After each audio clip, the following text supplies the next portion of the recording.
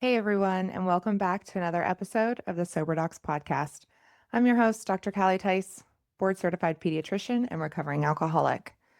I'm really glad you're here today because we're diving into one of the biggest challenges that people face when they choose sobriety, staying sober during the holiday season. The holidays are marketed as joyful and cozy and full of magic, but let's be honest, it can also be stressful, loud, overwhelming, and very, very alcohol heavy.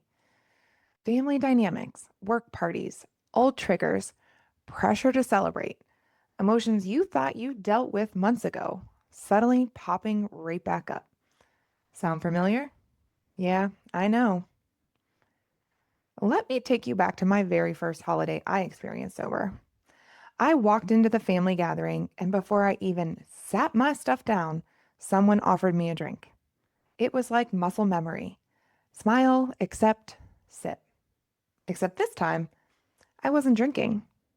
I could feel my shoulders tense up, like, oh no, here it comes. How come you're not drinking?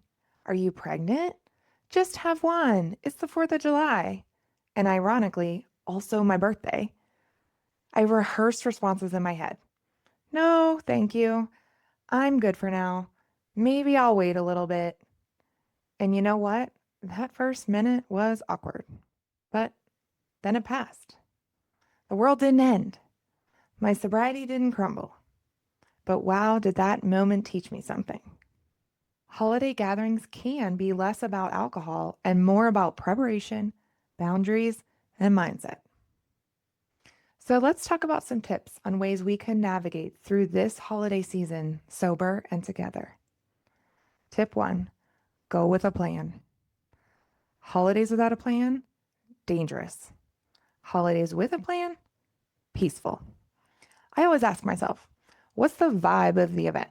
What might I be walking into? Who's going to be there? What might make me uncomfortable? Do you know how much power you can gain by simply preparing how you'll respond when someone offers you a drink? You don't need a speech. Try, nah, I'm not drinking tonight. Or, I'm good with my seltzer. Or just plain old no thanks. No is a full sentence. Short, simple, done. Tip number 2, bring your own drink. That goes for you too. I swear by this strategy. Every single holiday, I show up with a case of my favorite sparkling water in hand. No one questions me. No one pressures me. It is my go-to no matter what. And let's be real. Isn't it easier to stay sober when you already have something delicious in your hands? That way you're not doing that awkward thing where you don't know what to do with your hands. Tip number 3, set boundaries, even silent ones you don't say out loud. The holidays come with people, and people come with personalities. Think of that one relative who gets loud after only 2 drinks, or the coworker who overshares, or the friend who always pushes you to let loose. Here's the truth.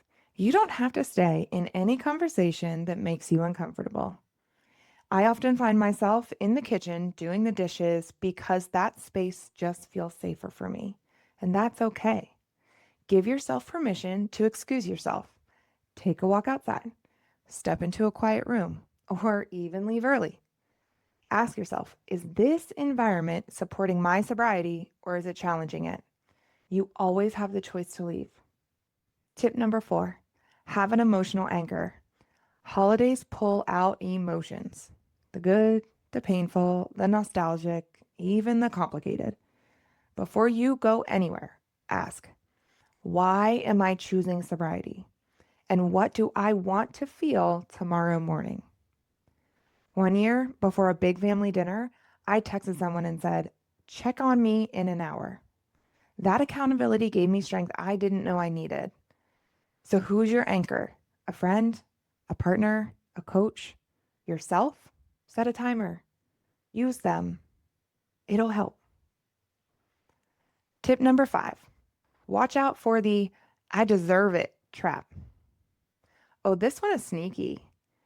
I deserve one drink. I've worked so hard.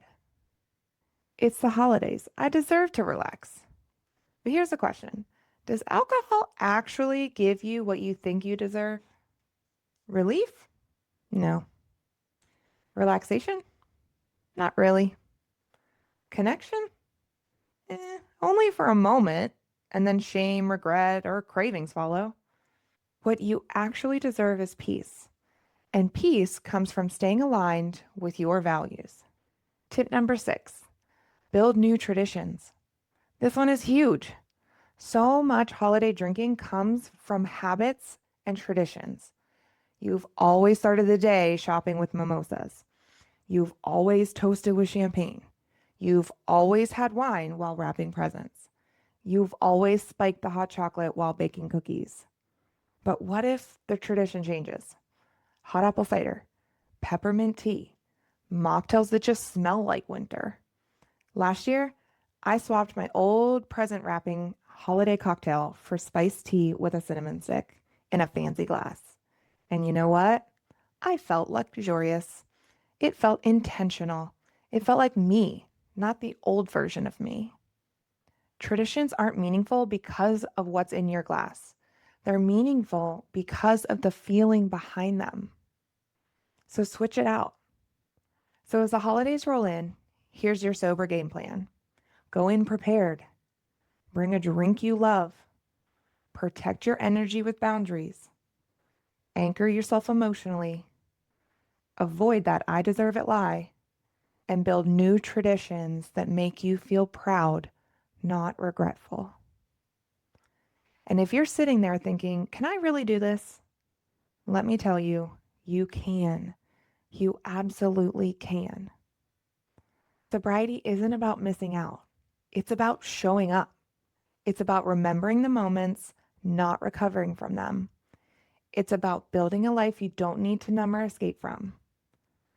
Thanks for joining me today. And if this episode helps you, share it with someone who might need a little support this holiday season.